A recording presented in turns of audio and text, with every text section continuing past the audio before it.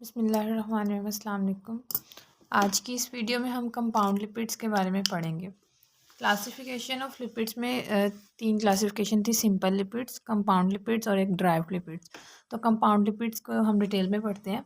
ये asters of fatty acid होते हैं विद अल्कोहल, लेकिन चूंकि ये कंपाउंड लिपिड्स हैं, ये तो सिंपल लिपिड्स भी थे कि ester of fatty acid with alcohol. इनमें एडिशनल ग्रुप्स होते हैं, फॉस्फेट ग्रुप हो गया या नाइट्रोजनस बेस, कार्बोहाइड्रेट्स भी होते हैं, प्रोटीन्स भी होते हैं। ठीक है, अब इनकी आगे क्लासिफिकेशन है। फॉस्फोलिपिड्स हैं, ग्लाइकोलिपिड्स हैं एंड लिपोप्रोटीन। थ्री कैटेगरीज हैं इनकी। सबसे पहले फॉस्फोलिपिड। फॉस्फोलिपिड नेम से ही पता चल रहा है कि मतलब इसमें फॉस्फेट ग्रुप है। ठीक है, फैटी एसिड है इसमें, अल्कोहल और फॉस्फेट ग्रुप। ठीक है, इसके अलावा इसमें नाइट्रोजनस बेस भी होती है। ठीक है, अब इसमें क्लासिफिकेशन है on the basis of alcohol. Alcohol की बेस पे फॉस्फोलिपिड को दो कैटेगरी में जो है वो डिवाइड किया गया, मतलब कैटेगराइज किया गया, स्फिंगोफॉस्फोलिपिड और ग्लिसरोफॉस्फोलिपिड। अब एक होती है ग्लिसरॉल और एक होती है स्फिंगोसिन। ग्लिसरॉल 3 कार्बन अल्कोहल है, जबकि स्फिंगोसिन जो है ये 18 कार्बन अल्कोहल है और ये अनसैचुरेटेड अल्कोहल है और इसमें एक अमाइनो ग्रुप भी होता है। ठीक है, ये ग्लिसरॉल और स्फिंगोसिन में डिफरेंस है। स्फिंगो फॉस्फोलिपिड में स्फिंगोसिन है। अच्छा, अब स्फिंगोफॉस्फोलिपिड के बारे में अगर हम डिस्कस करें तो इसमें जो मेन यूनिट होता है वो होता है सीरामाइड। अब वो कैसे बनता है? स्फिंगोसिन जो कि 18 कार्बन अल्कोहल है, जिसका स्ट्रक्चर ये मैंने बनाया हुआ है। ठीक है, इस तरह से इसका स्ट्रक्चर होता है। सेकंड कार्बन पे अमाइनो ग्रुप है और फोर्थ और फिफ्थ में एक अनसैचुरेशन है। ठीक है, और दो हाइड्रोक्सिल ग्रुप हैं, एक फर्स्ट और एक सेकंड पे। उसके अलावा ये नॉर्मल जो चेन होती है, अल्काइल चेन, वो है। अब स्फिंगोसिन और फैटी एसिड के कम्बिनेशन से सीरामाइड बनता है। सीरामाइड में एक वर्ड है अमाइड, मतलब इसमें अमाइड लिंकेज है। तो वो अमाइड लिंकेज कहाँ पे होती है? फैटी एसिड जो है, ठीक है, ये है फैटी एसिड। अब यहाँ से एक हाइड्रोजन और ये वाला हाइड्रोजन OH, ठीक है, वाटर रिमूव हो जाएगा बन के इस तरह से, और ये इस नाइट्रोजन के साथ ये वाला ग्रुप जो है वो लिंक कर जाएगा और सीरामाइड बन जाएगा। अगर हम इसका स्ट्रक्चर बनाएं तो वो बनेगा, यहीं पे मैं इस तरह ड्रॉ कर रही हूँ। ठीक है, इसी के साथ यहाँ पे दो हाइड्रोजन थे, एक हाइड्रोजन रह गया और ये वाला ग्रुप यहाँ पे बाइंड कर गया, तो ये हमारे पास सीरामाइड बन गया। और अगर आप देखें तो ये जो लिंकेज होती है ये वाली, इसको अमाइड लिंकेज ही बोलते हैं। ठीक है, अब आगे सीरामाइड के साथ यहाँ पे, ठीक है, ये सीरामाइड बना हुआ है। ठीक है, यहाँ पे OH अगर लगा दे तो अब इसके साथ फॉस्फेट ग्रुप लगता है और नाइट्रोजनस बेस लगती है, तो फिर एक फॉस्फोलिपिड कंप्लीट बनता है। सीरामाइड तो एक बेसिक यूनिट है स्फिंगोफॉस्फोलिपिड का। अब स्फिंगोफॉस्फोलिपिड कैसे बनते हैं? सीरामाइड के साथ फॉस्फेट ग्रुप लगाया और उसके साथ फर्दर कोई नाइट्रोजनस बेस लगाई, जैसे कोलिन है या एथेनोलामाइन है। अब यहाँ पे ये जो फर्स्ट कार्बन है इसके ऊपर मैंने फॉस्फेट ग्रुप लगाया, यहाँ पे OH था तो यहाँ पे O,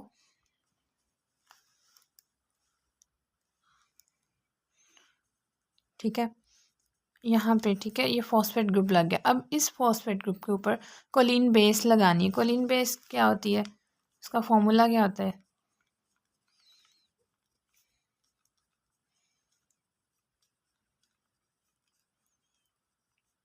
ये है कोलिन बेस का फॉर्मूला। अब जब ये यहाँ पे OH होता है, ठीक है, नॉर्मली, लेकिन जब यहाँ पे कोलिन बेस बाइंड करेगी तो ये वाला हाइड्रोजन यहाँ से और यहाँ पे जो होता है हाइड्रोजन वो रिमूव हो जाता है और यहाँ पे लग जाता है CH2N,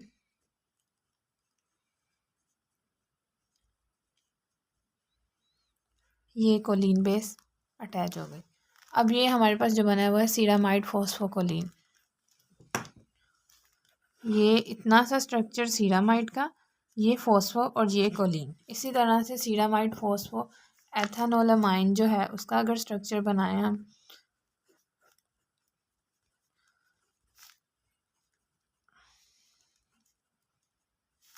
यहाँ पे एक हाइड्रोजन है, ये यहाँ पे मैंने हाइड्रोजन से लगाए क्योंकि आपको वैलेंसी का पता है तो वो आप कर सकते हैं। यहाँ पे OH होता है या O नेगेटिव भी होता है हाइड्रोजन अगर लीव कर जाए। अब यहाँ पे एथेनोलामाइन का फॉर्मूला ये है NH3, ठीक है। ये एथेनोलामाइन यहाँ पे बाइंड हो जाएगी तो ये बन जाएगा सीरामाइड फॉस्फो एथेनोलामाइन। अब जो इसकी आगे अगली जो कैटेगरी है वो है ग्लिसरोफॉस्फोलिपिड, ठीक है। इसमें क्या होता है, ग्लिसरॉल होती है। इसमें जो बेसिक यूनिट होता है ना, बेसिक ग्लिसरोफॉस्फोलिपिड जो है वो होता है फॉस्फोटिडिक एसिड।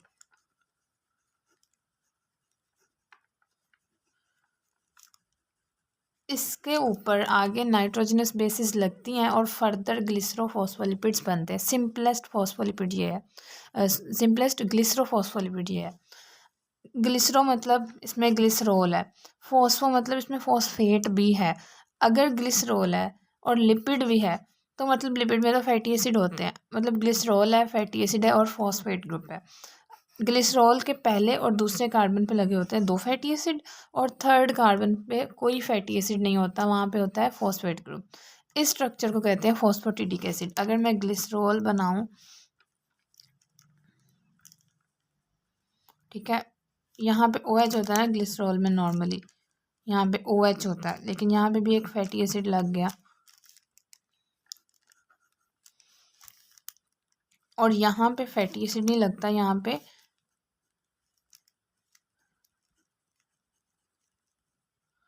फॉस्फेट ग्रुप लगेगा। तो ये है फॉस्फोटिडिक एसिड जो सिंपलेस्ट ग्लिसरोफॉस्फोलिपिड है, ठीक है। अब इसमें आगे लेसिथिन है, सेफालिन है। ये नाइट्रोजनस बेस के ऊपर डिपेंड करता है कि कौन सी नाइट्रोजनस बेस आपने यूज़ की है। अब सेफालिन में होती है एथेनोलामाइन और लेसिथिन में होती है कोलिन। अब इनके अगर हम स्ट्रक्चर्स बनाएं तो ये ग्लिसरॉल का पहला कार्बन और इसके ऊपर ये फैटी एसिड, ये दूसरे वाला और एक फैटी एसिड, और थर्ड कार्बन पे हमारे पास क्या होता है, फॉस्फेट ग्रुप।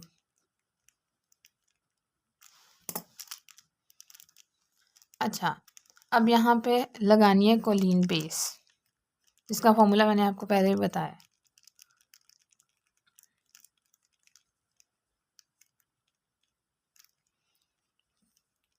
तो ये आपके पास बन जाएगा लेसिथिन का स्ट्रक्चर।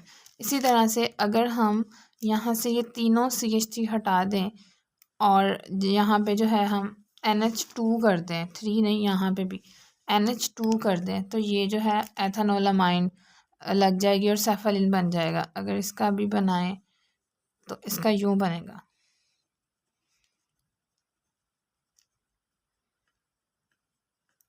NH2, ठीक है। बाकी यहाँ पे जो आपको पता है, एक फैटी एसिड यहाँ पे लगना है और एक फैटी एसिड यहाँ पे लगना है। ये है सेफालिन का स्ट्रक्चर। अब प्लाज्मेलोजिन क्या होता है? अच्छा, एक और चीज़, ये एथेनोलामाइन को कहते हैं फॉस्फोटिडाइल एथेनॉल, सेफालिन को सॉरी, फॉस्फोटिडाइल एथेनोलामाइन, फॉस्फोटिडाइल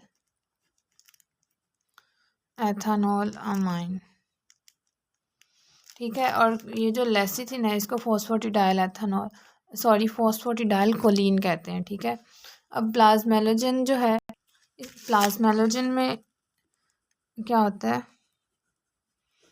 कि ग्लिसरॉल का जो फर्स्ट कार्बन है इसके ऊपर जो फैटी एसिड लगा होता है उसके अंदर ईथर लिंकेज होती है। ये फर्स्ट कार्बन है ग्लिसरॉल का, ये सेकंड थर्ड, सेकंड पे वैसे ही जैसे फैटी एसिड लगा है और थर्ड पे भी वैसे ही होता है, ठीक है।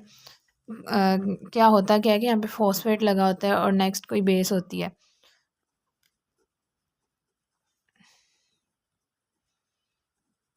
अगर हम एथेनोलामाइन सिर्फ लगाएं, ठीक है। अब यहाँ पे जो फैटी एसिड है उसमें ईथर लिंकेज है,